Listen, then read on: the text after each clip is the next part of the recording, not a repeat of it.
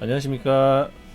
라벨라 성형외과 유튜브 채널의 문화수 아빠 조원장. 안녕하십니까, 조원장입니다. 오늘의 주제는 전 원장님께서 열심히 준비해 주신 이마 눈썹 거상술, 눈썹 하 거상술, 상안검 성형술, 이 세 가지 중에서 어떤 게 과연 중년 눈 성형에 좋을 것인가에 대한 해답을 드리는 주제로 한번 모셔봤습니다. 네, 환자분들이 느끼시는 불편한 증상은 내가 젊었을 때 눈이 작아졌다, 눈썹이 처졌다, 눈꺼풀이 처졌다, 눈물이 고인다, 짓무른다, 이런 증상으로 눈가가 짓무른다. 그 다음에 내가 이렇게 갈매기 눈썹이었는데 시옷자 눈썹이 됐다, 등등등의 시야가 가려서 눈이 이렇게 됐다. 저희가 이제 여러 가지 옵션을 제공해 드려요. 눈꺼풀 처짐 이런 수술만 찾아봐도 이런 수술들이 또 어떤 상업적인 이름으로 또 바꿔가지고 나와 있으니까 사실 이쪽을 전공하지 않으시면 도대체 이게 어떤 거를 해야 되는 건가, 그리고 제일 먼저 드시는 생각이 도대체 내가 이렇게 눈이 처지고 불편하면 뭐가 제일 좋은 거예요, 이런 궁금함이 드실 것 같아요. 이게 참 간단히 말씀드리기가 조금 어려운 부분들입니다. 이게 가장 좋은 답이 있으면 이렇게 많은 수술법이 필요가 없겠지요. 저 병원에 갔더니 이렇게 하라고 그러고 이 병원에 갔더니 이렇게 하라고 그러고 다 일리가 있는 얘기입니다. 그러면 그 중에서 뭐가 제일 좋아요? 이렇게 되는 거니까요. 제가 설명을 드리면 눈꺼풀이 처져서 뭐가 불편해요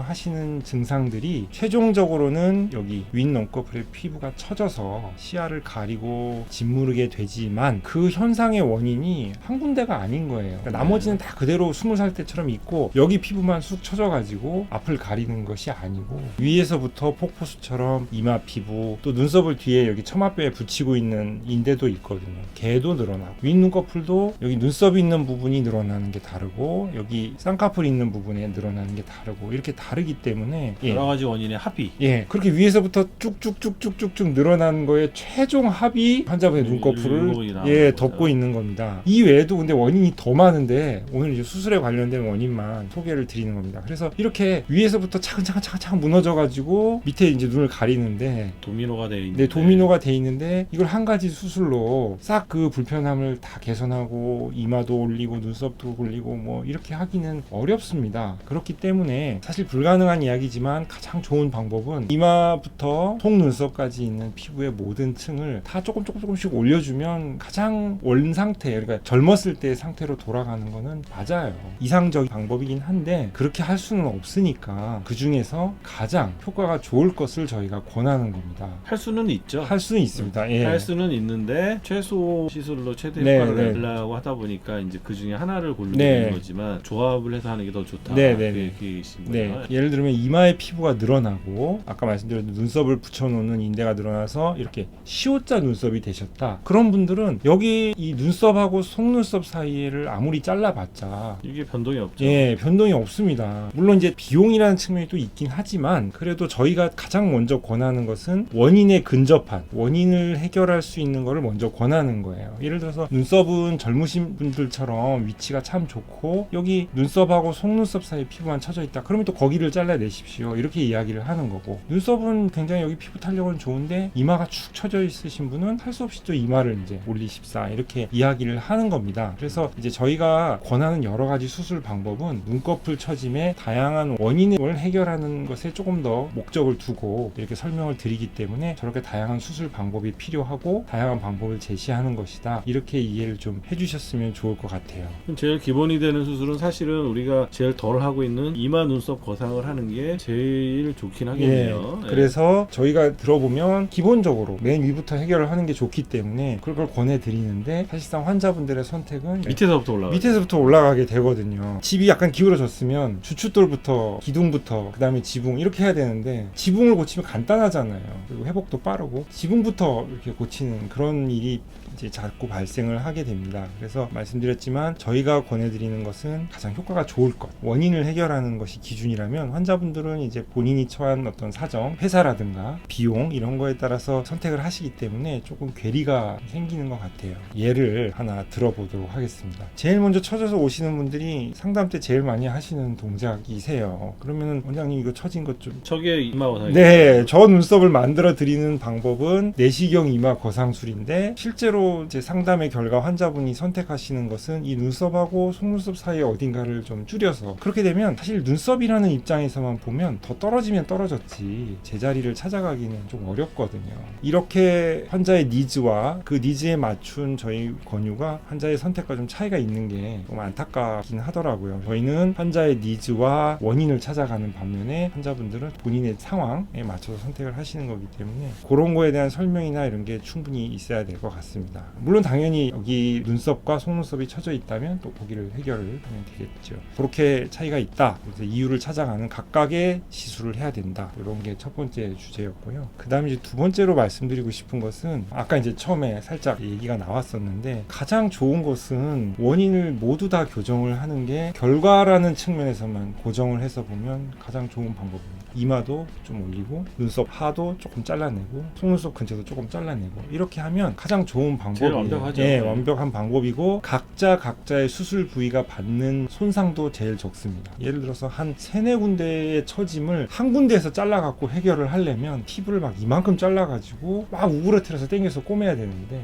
그 개수를 조금 늘리면 각각은 크게 무리가 안 가는 수준에서 또 수술이 가능하거든요. 저희가 이렇게 이거는 한 가지로는 좀 어렵고 두 군데를 하시면 어떻겠어요? 혹은 세 군데를 하시면 어떻겠어요? 내지는 수술은 한두 군데 하시고 이런 시술을 좀 추가하시면 어떻겠어요? 하는 게 손상이 덜 가고 효과적인 결과를 얻기 위한 선택인 것을 조금 이해해 주셨으면 좋겠어요. 저희가 요즘에 이제 인터넷이나 이런 데 보면 이런 걸 많이 권하지 않는 의사가 이렇게 명의인 것처럼 인식되고 있는 경우가 많은데 실제로 꼭 필요한 것은 전문적인 의학적 지식과 진단을 통해서 꼭 필요하다고 권해드리는 것이 진정한 의사의 역할이 아닌가 그런 역할을 좀 오해하시는 경우가 조금 있어서 제가 이 자리를 빌어서 이렇게 설명을 드리고자 해서 이 글을 준비를 했습니다. 중년 분들의 눈썹과 눈꺼풀 처짐을 해결하는 사실 제일 좋은 수술은 일단 이마 눈썹을 올려놓고 그 다음에 필요한 부위를 하는 게 제일 좋은데 이게 이제 대중화되지 못했던 이유는 전통적으로는 여기를 이제 헤어라인 절개를 해서 했었기 때문에 흉터에 문제가 있었지만 지금은 내시경을 사용을 해서 절개창이 오히려 훨씬 더 적어졌고 회복 기간도 빠르니까 범위는 넓지만 실제 절개창은 별로 안 되는